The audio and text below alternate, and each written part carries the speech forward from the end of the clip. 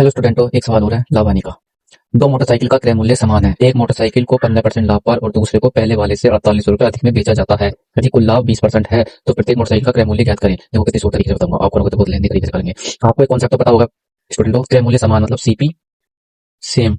अगर CP same है तो क्या कॉन्सेप्ट होता है, दो संख्याओं का एवरेज अगर दे रखा हो तो उनका सम कितना होता है।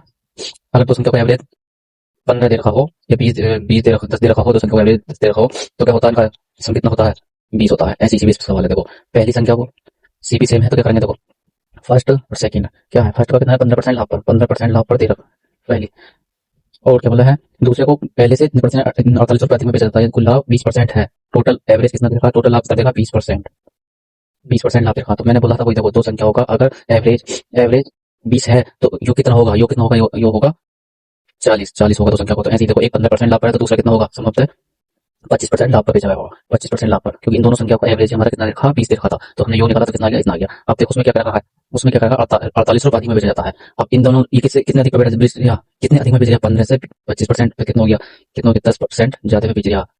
10% की वैल्यू कितनी दे रखी इन्होंने, 48 रुपए दे रखी है।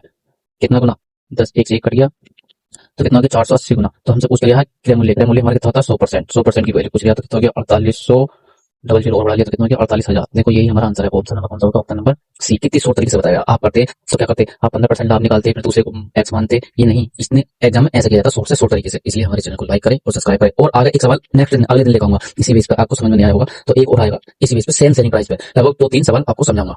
Okay, thank you student.